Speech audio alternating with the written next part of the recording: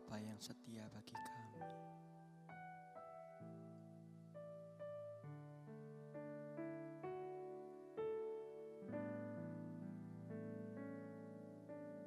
Bapa, Kau setia. Bapa, Kau mulia. Tenanglah jiwaku, aman bersamamu. Lebih dari harta, Kaulah segalanya. Tenanglah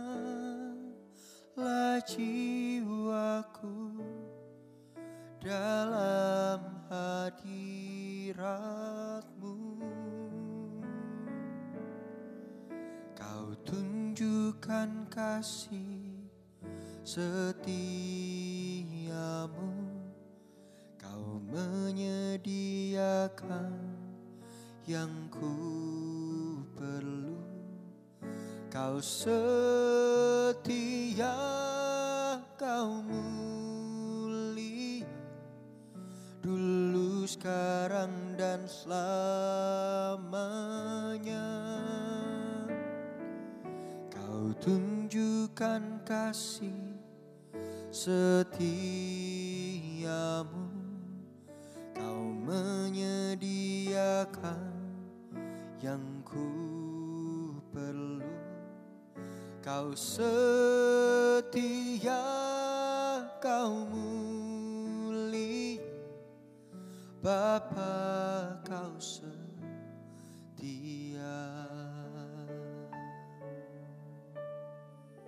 Nyatakan, Bapa, Kau setia. Bapa, Kau mulia. Tenanglah jiwaku, aman bersamamu.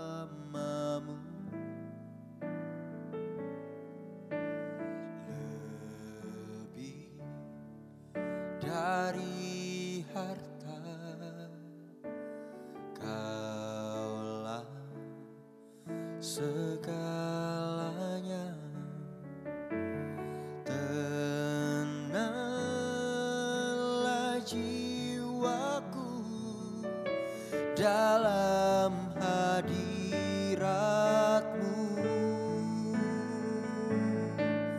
Kau tunjukkan kasih setiamu, Kau menyediakan yang ku perlu. Kau setia, Kau mulia, dulu, sekarang, dan selamanya. Kau tunjukkan kasih setiamu, Kau menyediakan yang ku perlu. Kau setia, Kau mulia, Bapa, Kau setia.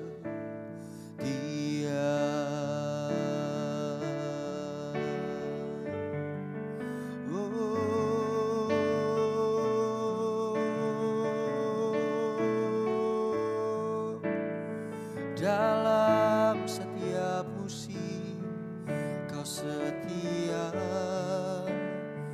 dalam setiap waktu Kau ada. Bapakku yang setia,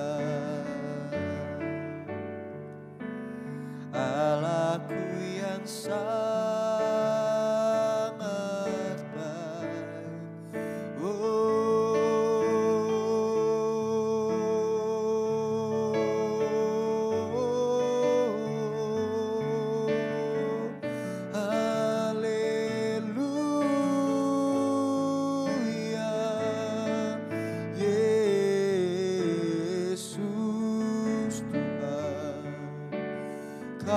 Kau setia di hidupku. Kami sembah, kami puja, kami tinggikan, kami agungkan Allah yang setia. Di setiap langkahku, di setiap jalanku,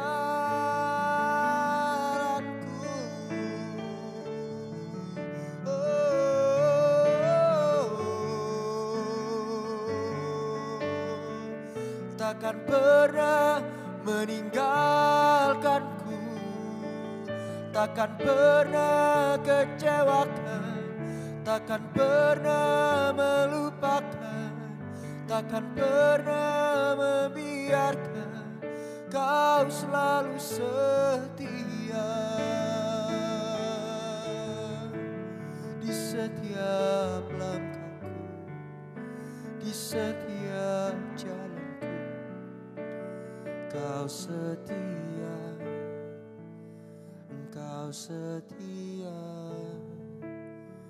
dalam setiap perkaraku, dalam setiap musim hidupku.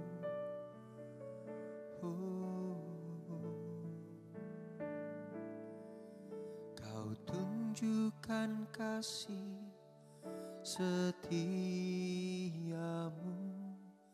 Kau menyediakan yang ku perlu. Kau setia, Kau mulia, dulu, sekarang, dan selamanya. Kau tunjukkan kasih setiamu, Kau menyediakan yang ku perlu. Kau setia, Kau mulia, Bapa, Kau setia.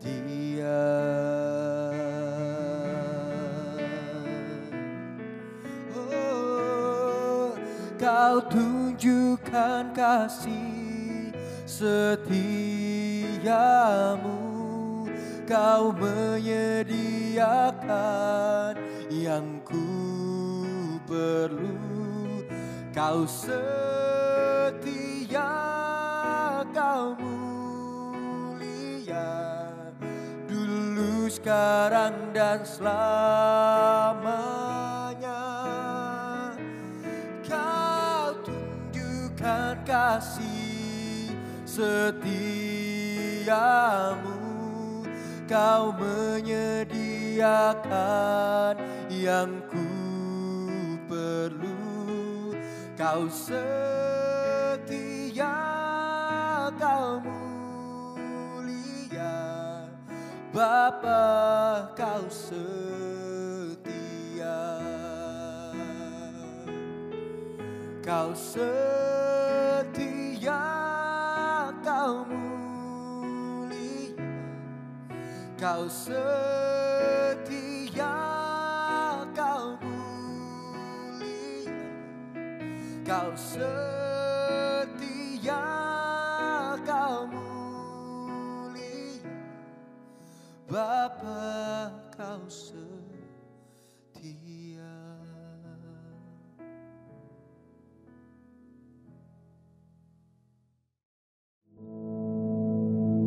Our Father, which art in heaven, hallowed be thy name. Thy kingdom come, thy will be done in earth as it is in heaven.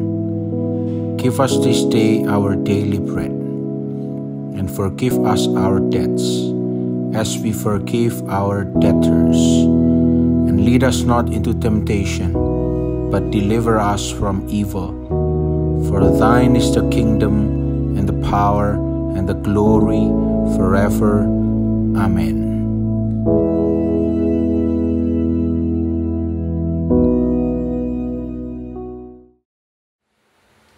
Shalom, jemaat yang dikasihi Tuhan.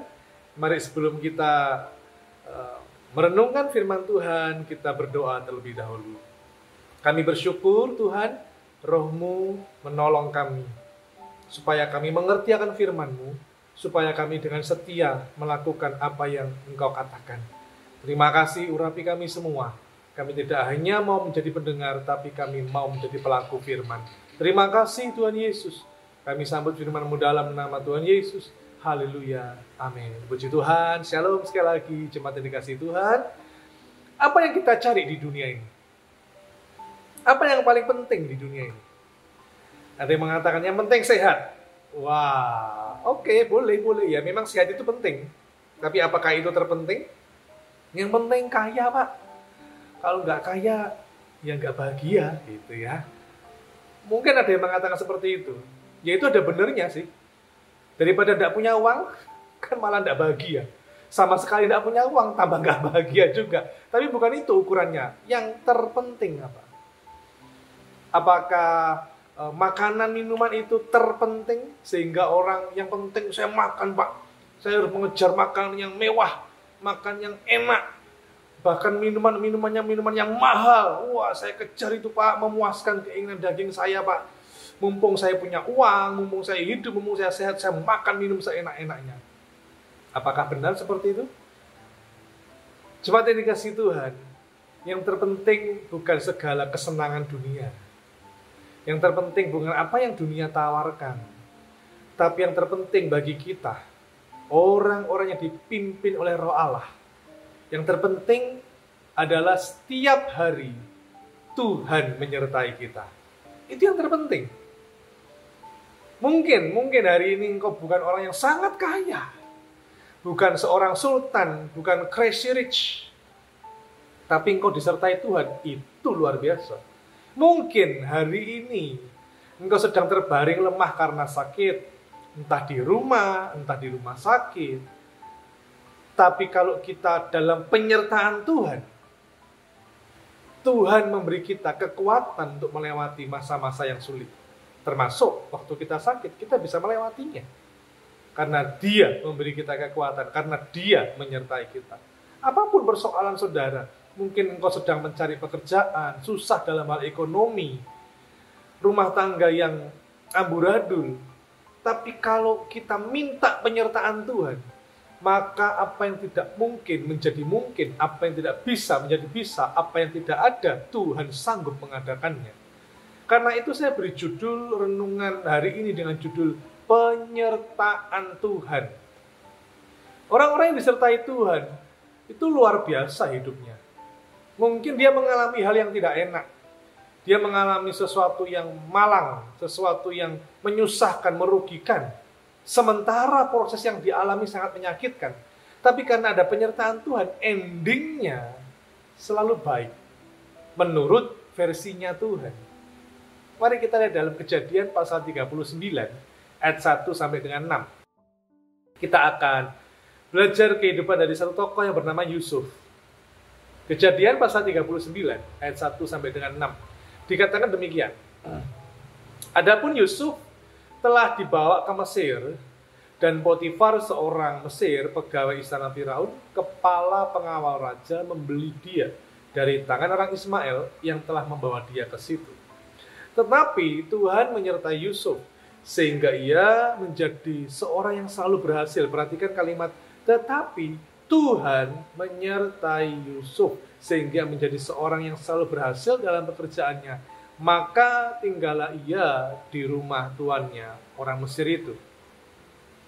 Ayat 3, Kejadian 39 ayat 3. Setelah dilihat oleh tuannya bahwa Yusuf disertai Tuhan, dan bahwa Tuhan membuat berhasil segala sesuatu yang dikerjakannya, maka dikatakan ke ayat 4, maka Yusuf mendapat kasih tuannya, dan ia boleh melayani dia. Kepada Yusuf diberikannya kuasa atas rumahnya, dan segala miliknya diserahkannya pada kekuasaan Yusuf. Ayat 5, sejak ia memberikan kuasa dalam rumahnya, dan atas segala miliknya kepada Yusuf, Tuhan memberkati rumah orang Mesir itu karena Yusuf. Sehingga berkat Tuhan ada atas segala Segala miliknya siapa? Milik orang Mesir itu. Baik yang di rumah maupun yang di ladang. Segala miliknya, Kejadian 39 ayat 6, segala miliknya diserahkannya pada kekuasaan Yusuf. Dan dengan bantuan Yusuf, ia tidak usah lagi mengatur apa-apapun selain dari makanannya sendiri. Adapun Yusuf itu manis sikapnya dan elok parasnya. Kalau kita perhatikan di dalam 6 ayat ini yang baru kita dengarkan, dikatakan bahwa ayat 2, Tuhan menyertai Yusuf. Akibatnya Yusuf selalu berhasil. Ayat 3 diulang lagi. Yusuf disertai Tuhan. Dan akibatnya diulang lagi juga bahwa Tuhan membuat berhasil. Bahkan dampak dari penyertaan Tuhan atas Yusuf, maka keberhasilan juga menjadi milik orang Mesir itu. Segala yang dimiliki orang Mesir diberkati Tuhan. Mari kita lihat, sebenarnya apakah Tuhan menyertai semua orang? Apakah Tuhan menyertai semua orang? Tuhan mengasihi semua orang? Iya. Tuhan mengasihi semua orang? Iya. Dia membuka pintu pertobatan, membuka tangannya untuk setiap orang datang kepada Yesus supaya diselamatkan. Tapi untuk disertai Tuhan, tidak semua orang disertai Tuhan. Mengapa? Mari saya beri contoh. Seorang pencuri, apakah dia disertai Tuhan? Seorang perampok disertai Tuhan? Tentu tidak. Koruptor disertai Tuhan? Ya tentu tidak. Orang pezina, pembunuh, orang-orang yang munafik dan sebagainya, apakah disertai Tuhan? Oh tidak. Orang-orang duniawi yang begitu jahat, saudara, yang tidak menyerahkan hidupnya untuk Yesus, yang tidak ada pertobatan, tidak lahir baru, ya pasti tidak disertai Tuhan. Tapi ingat, kasih Tuhan untuk mereka sama. Tuhan mengasihi semua orang. Tapi untuk penyertaan Tuhan, hanya orang-orang tertentu yang disertai Tuhan. Kita dapat belajar dari pengalaman Yusuf. Ya, perhatikan bahwa Yusuf itu dia sebagai budak di rumah Potifar. Tapi yang luar biasa, karena ada penyertaan Tuhan, maka kuasa atas seluruh rumahnya Potifar diberikan kepada Yusuf. Ya. Berikutnya, ya kalau dibaca ya panjang ceritanya, tapi kita tahu bahwa Yusuf dimasukkan ke penjara dan ada penyertaan Tuhan di penjara. Kalau mungkin misalnya di dalam rumahnya Potifar, wah ya lebih dibanding penjara pasti lebih enak lah di rumahnya Potifar. Begitu di penjara yang tidak enak, apakah ada pemeliharaan Tuhan? Tetap ada, tetap berlaku untuk Yusuf.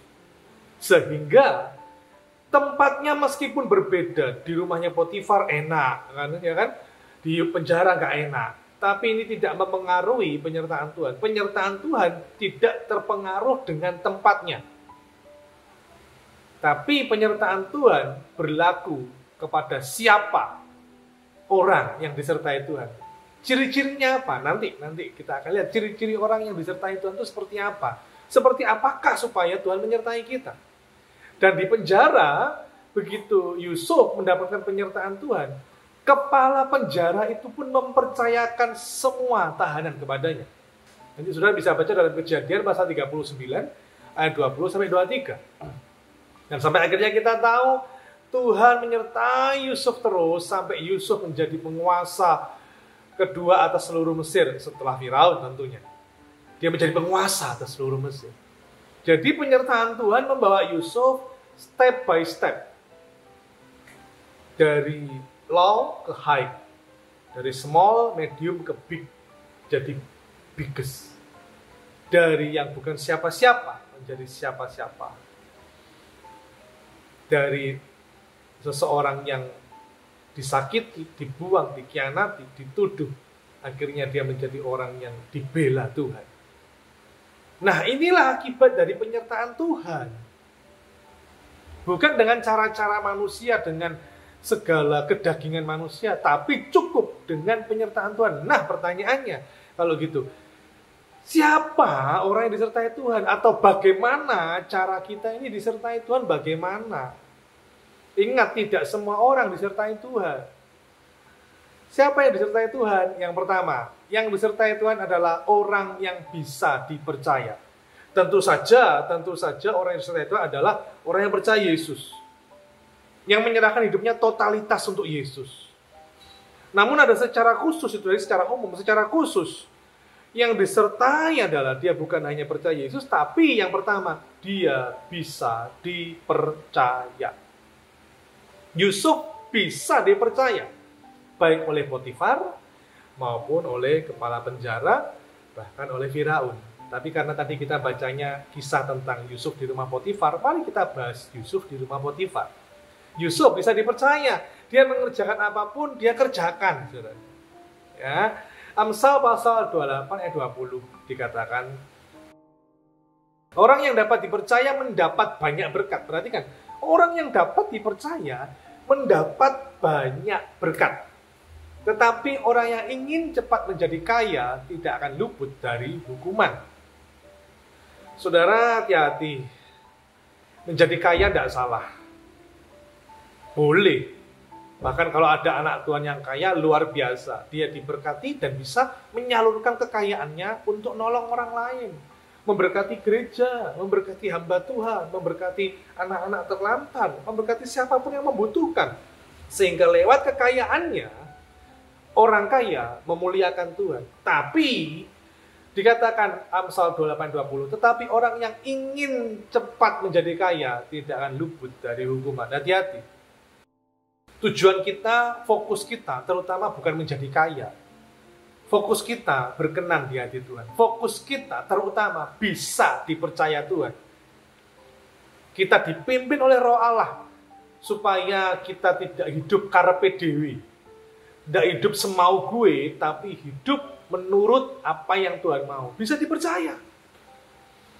Hari ini banyak sekali orang-orang yang terjerat dengan pinjol.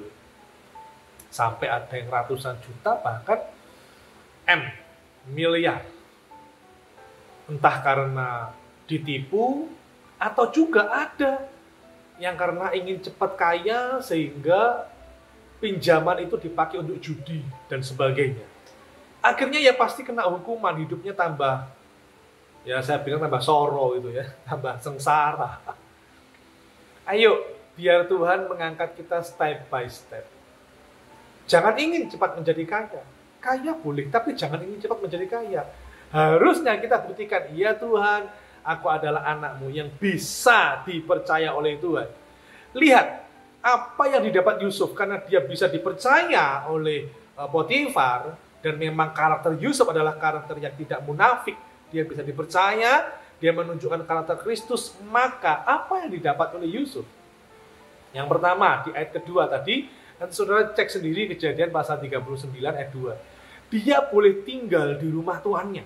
Ingat, Yusuf di situ sebagai budak. Dan bisa jadi rumah tuannya itu mewah, ya kan? Rumah tuannya itu bagus banget ya. Saya bilang mungkin banyak perabotan-perabotan yang mahal gitu ya. Tapi kalau budak tinggalnya di luar rumah tuannya. Ya, bahkan zaman dulu, zaman saya kecil, waktu saya kecil, atau mungkin sebelum saya lahir pun, saudaraku ya, ada pembantu atau asisten rumah tangga yang kalau tidur dia tidak boleh satu rumah dengan majikannya. Dia di luar rumah. Ya, mungkin dia di depan rumah atau di belakang rumah atau mungkin bisa jadi di gudang dan sebagainya.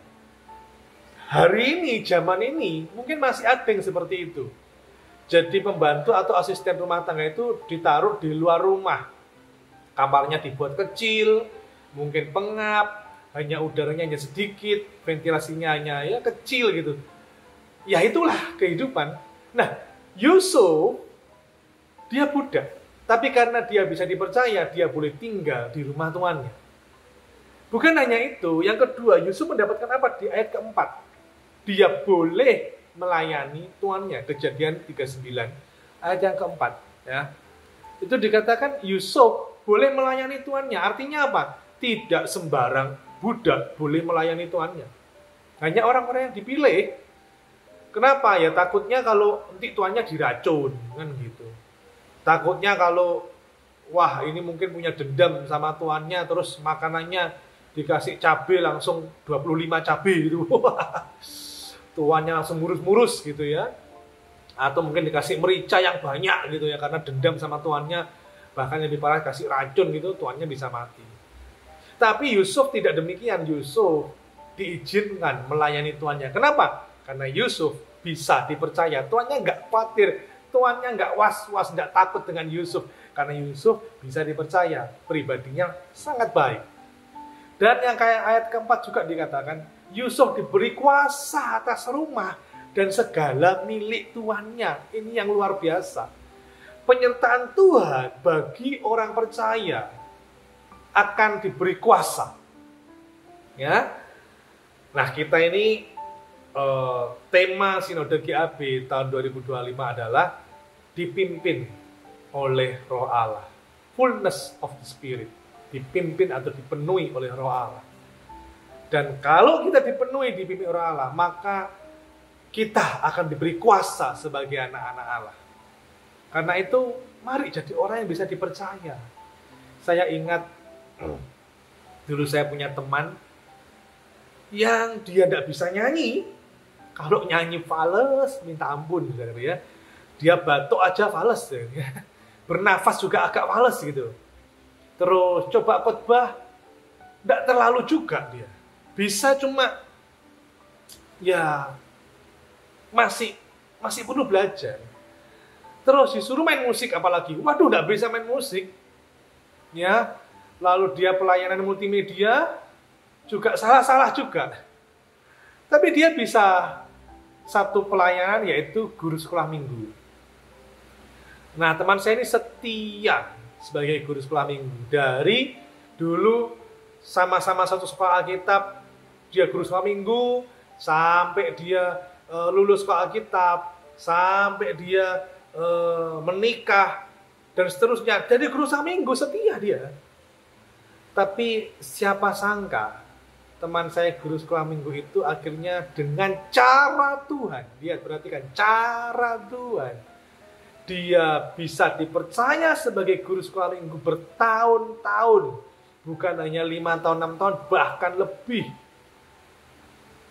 Dan akhirnya Tuhan mengangkat dia menjadi seorang gembala sidang. Masih muda, tapi menjadi gembala sidang. Luar biasa. Saat kita bisa dipercaya sebagai seorang suami yang bisa dipercaya, istri yang bisa dipercaya, hamba Tuhan yang bisa dipercaya, sebagai apapun kita di tempat kerja pun bisa dipercaya, maka Tuhan akan membela kita, Tuhan akan memberkati kita. Amsal 15 ayat ketiga dikatakan, mata Tuhan ada di segala tempat, mengawasi orang jahat dan orang baik. Mari jadi pribadi yang bisa dipercaya Tuhan, bukan karena supaya kita dapat sanjungan atau pujian dari orang lain, tapi karena supaya kita membuktikan, ini Tuhan, aku adalah anakmu yang bisa dipercaya. Sebelum kita masuk poin kedua, Kolose 3 ayat 23 mengatakan, apapun juga yang kamu perbuat, perbuatlah dengan segenap hatimu, seperti untuk Tuhan dan bukan untuk manusia. Jadi, penyertaan Tuhan berlaku untuk orang yang bisa dipercaya, seperti Yusuf. Ya, yang kedua, tadi sempat saya singgung, yang kedua sempat saya katakan sekilas, bahwa ada kata-kata setia.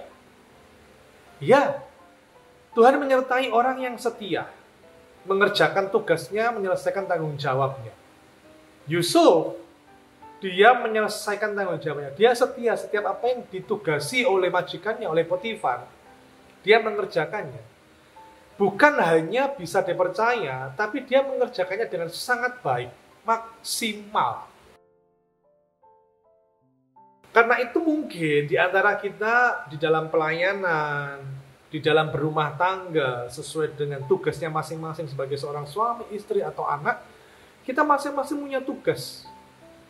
Ya, kita harus setia menjalankan tugas itu sesuai dengan firman Tuhan. Sebagai jemaat, sebagai domba-domba Tuhan, sebagai gembala sidang, sebagai apapun, kita masing-masing diberi tugas oleh Tuhan. Apakah kita setia mengerjakannya? Dan seperti yang tadi saya katakan, tema Sinode GAB tahun 2025, Fullness of the Spirit. Apakah kita setia mau dipimpin oleh Roh Kudus? Ini kalau Yusuf kurang setia, dia hidup dengan hawa nafsu, tidak dipimpin oleh Roh Allah, maka Yusuf akan jatuh dalam dosa perzinahan. Karena diajak oleh tante Potifar untuk berzina. Tapi Yusuf dipimpin oleh Roh Allah. Yusuf di dalam penyertaan Tuhan. Sehingga dia tahu, ini tante Potifar bukan di bawah kuasaku. Ini kuasanya Potifar, Tuhanku, majikanku. Jadi majikannya memberi semua kuasa atas barang-barang di rumah, bahkan atas budak-budak yang lain, tapi tidak dengan tante Potifar. Dia tahu, dia setia mengerjakan, Yusuf setia mengerjakan, setia membina atau memimpin budak-budak yang lain, mengarahkan, membagi tugas, budak-budak yang lain dibagi tugasnya dan sebagainya. Tapi soal tante Potifar, dia tahu itu bukan tugasnya, bukan bagiannya. Dan Yusuf mengerjakannya. Yusuf setia untuk tidak menjamah menyentuh tante Potifar. Sudah dikasih Tuhan, ini yang Tuhan suka. Tahu bagiannya apa, dikerjakan dengan setia. Yang bukan bagiannya, ya sudah dijauhi. Dosa bukan bagian kita, sudah gak usah main-main dengan dosa.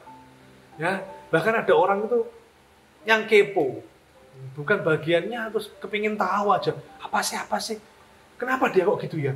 Oh iya, harusnya dia begini ya.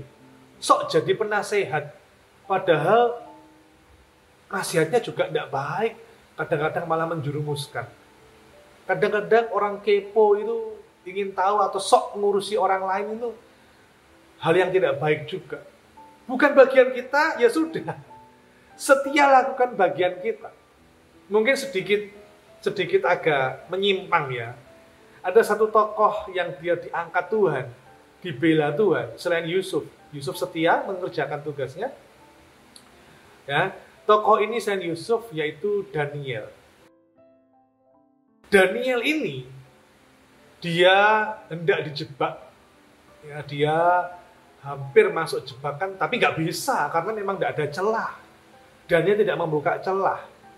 Bahkan orang-orang jahat yang hendak mencelakai Daniel tidak menemukan kesalahannya Daniel. Kok bisa ya? Kenapa ya? Nah, itu terdapat dalam Daniel pasal 6 ayat ke-5. Daniel ini disertai Tuhan, dibela Tuhan. Daniel 6 ayat 5. Kemudian para pejabat tinggi dan wakil raja itu mencari alasan dakwaan terhadap Daniel. Perhatikan kata-kata pejabat tinggi dan wakil raja. Mencari-cari kesalahannya Daniel. Mencari alasan dakwaan terhadap Daniel dalam hal pemerintahan. Tetapi mereka tidak mendapat alasan apapun. Tidak ada alasan apapun atau sesuatu kesalahan. Sebab Daniel setia dan tidak ada didapati sesuatu kelalaian atau sesuatu kesalahan kepadanya. Daniel setia, dia tidak didapati ada kelalaian atau sesuatu kesalahan kepadanya. Sudah dikasih Tuhan, baik Yusuf maupun Daniel, pribadi yang setia. Dia mengerjakan bagiannya, yang bukan ya sudah. Bukan bagiannya dia tidak mencampurinya, dia tidak sok jago dengan yang bukan bagiannya. Mari kita mengerjakan bagian kita. Amsal 10 ayat ke-4. Amsal 10 ayat ke-4 dikatakan, tangan yang lamban membuat miskin, tetapi tangan orang rajin menjadikan kaya. Saudara, ada sebuah kalimat yang mengatakan begini, orang malas ibaratnya seperti orang di kursi goyang, nyaman tapi tidak bergerak kemana-mana. Saya ulang, orang malas ibaratnya seperti orang di kursi goyang, nyaman tapi tidak bergerak kemana-mana. Nah saudara, mari kita setia mengerjakan bagian kita.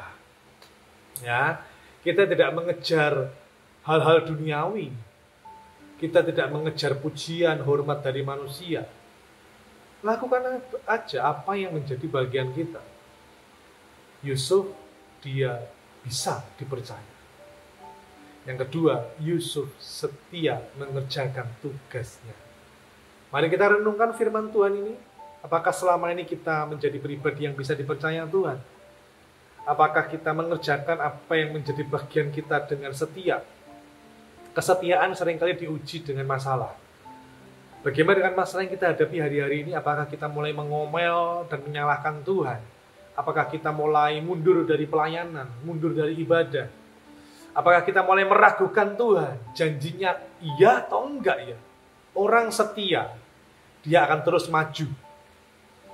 Orang setia tidak peduli ada rintangan apapun, dia setia terus mengerjakan bagiannya sebagai pengikut Kristus yang dipimpin oleh Roh Allah. Terus setia. Hati-hati dengan hal-hal yang kecil, jemaat yang dikasihi Tuhan. Saya akan tutup dengan ini. Sebuah kisah seorang pelari yang begitu hebat dan dia lari ratusan kilometer, saudara. Saya lupa bahkan mungkin atau ribuan ya, kalau tidak salah ratusan kilometer, saudara. Saya pernah membaca sebuah artikel, pelari ini akhirnya menjadi juara. Dan tentu saja banyak saingannya, peserta pelari yang lain juga ikut lari, tapi dia menjadi juara. Ratusan kilometer. Lalu ditanya oleh wartawan, kiatnya apa kok bisa menjadi juara? Ya dia bilang ya latihan, mengatur pola makan, mengatur pola hidup, pola tidur dan sebagainya. Lalu wartawan itu tanya, waktu Anda lari dari start sampai finish, apa problem terbesar? Rintangan apakah yang terbesar? Yang hampir membuat saudara menyerah. Apa itu? Sampai akhirnya sudah tidak menyerah dan jadi juara. Apa itu rintangan yang terbesar yang hampir membuat saudara menyerah apa? Lalu pelari ini yang menjadi juara, dia berpikir. Lalu sang wartawan menanyakan, apakah nafas? Kalau sudah menempuh jarak sedemikian jauh, nafasnya sudah ngos-ngosan? Dia geleng, bukan itu rintangan terbesar. Lalu apa? Apakah haus? Apakah perlu minum? Oh, bukan juga, itu bukan rintangan terbesar. Oh, iya. Akhirnya pelari ini menjawab, rintangan terbesar yaitu batu kecil. Atau lebih tepatnya kerikil. Lebih tepatnya lagi bukan kerikil tapi pasir-pasir kecil. Kok bisa? Wartawan tanya, kok bisa? Kan harusnya menjadi rintangan itu batu besar. Kita bisa tersandung waktu lari, terus tersandung jatuh, terluka. Nggak bisa melanjutkan lomba itu. Oh enggak, kalau batu besar kelihatan, kita minggir aja. Ya, kita hindari bisa. Tapi kalau batu kecil, khususnya kerikil, atau yang lebih kecil lagi pasir, itu masuk di sela-sela sepatu. Satu pasir, dua pasir, bayangkan jarak yang saya tempuh begitu jauh. Maka banyak pasir kecil-kecil yang mulai menumpuk di kaki saya, masuk di sela-sela sepatu. Itu membuat sakit kaki saya. Dan itulah rintangan terbesar yang mana membuat kaki saya sakit karena batu-batu kecil atau kerikil-kerikil tadi. Itu yang membuat saya hampir menyerah karena sakit, karena dia masuk dan menusuk-nusuk telapak kaki saya. Tapi saya tidak menyerah. Bapak Ibu jemaat yang dikasihi Tuhan, banyak hal yang membuat kita menyimpang menjadi pribadi yang kurang bisa dipercaya, menjadi pribadi yang kurang setia. Masalah, himpitan, tantangan, problem rumah tangga, keuangan, dan lain-lain. Tapi marilah kita minta, tuh Roh Kudus, Roh Allah, pimpin hidupku, supaya aku bisa dipercaya, supaya aku setia, dan Tuhan menyertaiku. Maka hidupku akan berkenan di hati Tuhan. Amin untuk firman Tuhan, mari kita berdoa. Terima kasih Tuhan Yesus, tolong kami Tuhan. Kami rindu menjadi pribadi-pribadi yang berhasil seperti Yusuf. Tapi terlebih kami tidak mengutamakan fokus kepada keberhasilan. kami fokus mengutamakan penyertaan Tuhan. Kami butuh disertai ya Tuhan. Jadikan kami pribadi yang bisa dipercaya, jadikan kami pribadi yang setia. Melakukan, mengerjakan apa yang Tuhan minta. Pimpin kami Roh Kudus, tolong kami. Sehingga hidup kami setiap hari di dalam penyertaan Tuhan. Kami percaya Engkau tidak meninggalkan kami, dan sepanjang hari ini, bahkan sepanjang hidup kami terima damai sejahtera, kami terima sukacita, kasih Allah yang begitu besar atas kami. Di dalam nama Tuhan Yesus. Haleluya. Amin.